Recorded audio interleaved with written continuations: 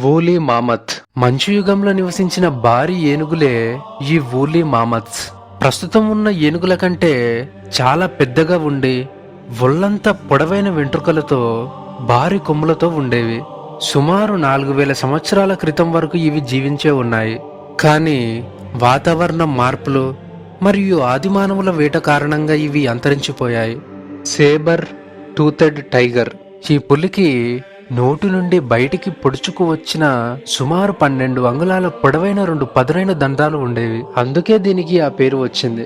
ఇవి ప్రస్తుతం ఉన్న పులుల కంటే చాలా బలంగా భారీ శరీరంతో ఉండేవి.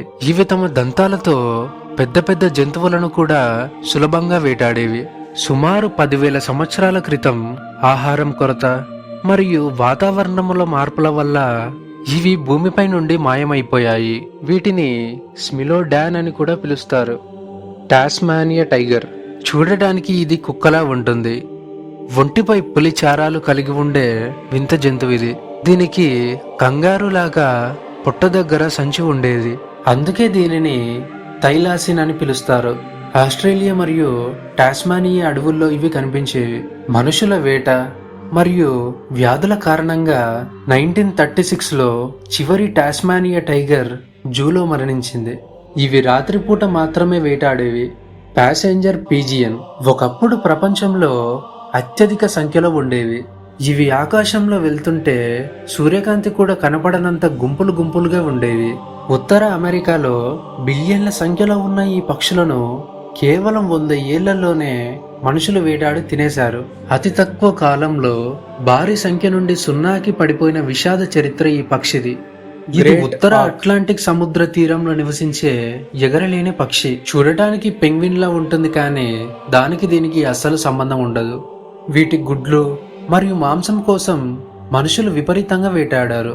1844లో ఐస్లాండ్ దగ్గర చివరి జంట గ్రేట్ ఆకులను చంపేయడంతో ఈ జాతి అంతరించిపోయింది. బైజీ వైట్ డాల్ఫిన్. చైనాలోని యాంగ్జీ నదిలో నివసించే అరుదైన మంచినీటి డాల్ఫిన్ ఇది. దీనిని నది దేవత అని పిలిచేవారు. నది కాలుష్యం మరియు చేపల వేట కోసం వాడే ఎలక్ట్రిక్ నెట్స్ వల్ల ఇవి దెబ్బతిన్నాయి. 2006లో శాస్త్రవేత్తలు నది అంతా వెతికినా ఒక్క డాల్ఫిన్ కూడా కనిపించలేదు. దీంతో వీటిని అంతరించిపోయినట్లుగా ప్రకటించారు. మానవ తప్పిదాల వల్ల నశించిన ఆధునిక జీవుల్లో ఇదొకటి. క్వాగ్గా. సగం జీబ్రా లాగా సగం గుర్రం లాగా ఉండే వింత జంతువిది. దీని శరీరానికి ముందు భాగంలో మాత్రమే చారలు ఉండేవి. ఇవి దక్షిణ ఆఫ్రికాలో విరివిరిగా కనిపించేవి. తమ పెంపుడు జంతువుల మేత కొరకు అక్కడి రైతులు వీటిని పెద్ద ఎత్తున చంపేశారు. 1883లో ఇవి అంతరించిపోయాయి. Irish elk. ఇవి ప్రపంచంలోని అతిపెద్ద జింక జాతి. దీని కొమ్ములే సుమారు 12 అడుగుల వెడల్పు ఉండేవి. ఐర్లాండ్ మరియు యూరప్ ప్రాంతంలో ఇవి నివసించేవి. సుమారు 7000 సంవత్సరాల క్రితం ఇవి అంతరించిపోయాయి.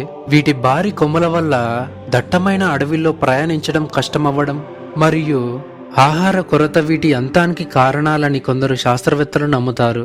Hong Kong neon dragon. ఇవి ప్రపంచంలోనే అత్యంత చిన్న తోడేలు జాతి. జపాన్ దీవుల్లో నివసించే ఈ తోడేళ్లు మనం చూసే సాధారణ తోడేళ్ల కంటే చాలా చిన్నవిగా కుక్కల పరిణామంలో ఉండేవి. జపాన్ ప్రజలు వీటిని పర్వత దేవుళ్ళు అని పిలిచేవారు. కానీ 1905లో వేటగాళ్ల వల్ల మరియు రేబిస్ వ్యాధి వల్ల ఇవి పూర్తిగా అంతరించిపోయాయి. మోవా పక్షి. న్యూజిలాండ్ లో నివసించే ఈ పక్షులు ప్రపంచంలోని అతి ఎత్తైన పక్షులలాగా పేరుగాంచాయి. ఇవి సుమారు 12 అడుగుల ఎత్తు వరకు పెరిగేవి.